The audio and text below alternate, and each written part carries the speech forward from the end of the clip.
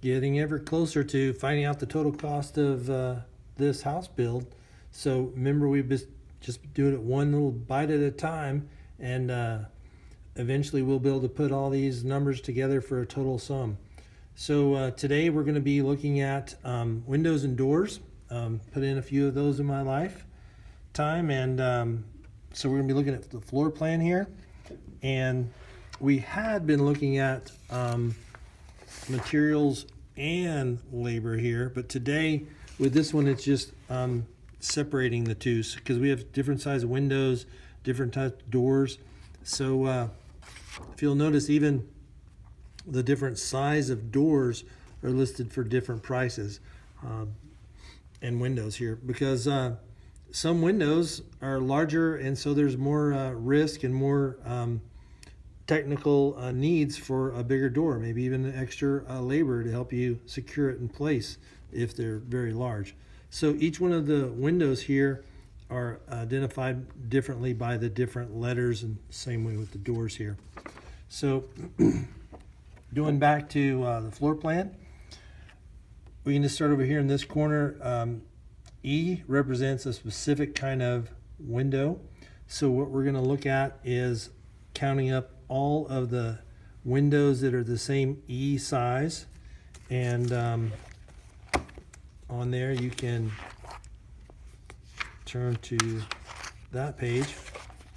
So we're looking at all the material costs for the windows. So you might just write E and then the number you need, multiply it by the cost of E window there on the materials. See, and we're still on material cost here, so it's not labor yet, just materials. Okay, so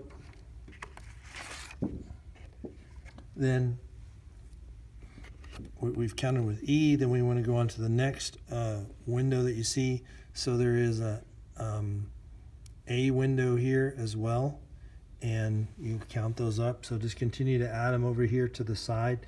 And again, all we're looking at is the material cost for the windows. So you go all the way around looking at the different windows that you have in the house. Add that up and get your total there. So now we're going to look at the total cost for the labor for the windows. So the labor formula on this one is slightly different. So the window installation is $50 per window, and you can multiply it there to find your total cost for the windows. Next, we're going to go on to the doors. So with doors that are on the exterior part of the house, those are called exterior doors. Exterior doors are typically the more expensive doors because they are insulated better. They also have usually higher grade quality, whether it be steel or solid wood material, because they are part of what helps protect your house. Again, heavier doors, more rigid installation than an interior door. You would have possibly multiple locks and deadlocks and stuff on, deadbolt locks on those type of doors. So they are going to come at a higher expense, and probably with that as well, higher labor expense. So on this particular house, we just have a front and a back door. Looking at this house, I always thought this would be a great patio area. I thought they should probably have a doorway right here that they could, if they poured this with concrete, this could be a patio area. But always something, a customer could, or a homeowner can have added on at some other time. If sometimes even you can open up a window area for a doorway as a possibility. So we're going to go ahead and write down the number of doors that you have. Now, the exterior doors, again, are going to be different than the interior doors. So interior doors, we're looking at, we're going to start with this bedroom here. We have one here. We'll include this one here. This is, if you remember, our key over here is a bifold door. Then this is a sliding door. And then we have another interior door. And looks like that's about it for the interior doors. There's no other interior doors over here. So we'll total up the interior doors.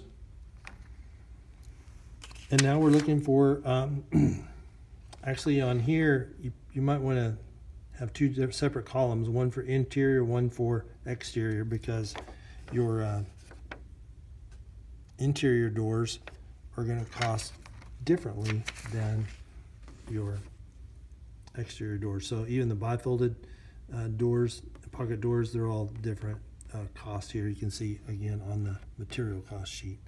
So you can add up the specific kind of doors we have here. They're labeled in numbers, just like you'll find them here. And so you can total up that cost on, you can even use this area down here if you need to. So what we've done is we've got the total material for the doors. Now we're going to look at the labor for the doors. And on the labor, the interior door installation right here, exterior door installation, you can tell a lot bigger job sometimes depending on the size of the door and how heavy it is. And you're just fastening it and securing it a lot more rigidly. So there is a difference on the cost, so that's why you want to separate the cost of the interior door installation from the exterior door installation, okay? So once you get that completed and calculated and crunch those numbers, then you can turn it in to get checked. This is relatively a short assignment today, so if you do get finished in time, as always, it's good to kind of work ahead into the next day, because I do know sometimes the activities get pretty vast and consuming, or sometimes that you get behind from after school activity or sick or something, so, or doctor appointment. So be sure if you get completed with this one today, you go ahead and work into the next one. But that should get you well on your way.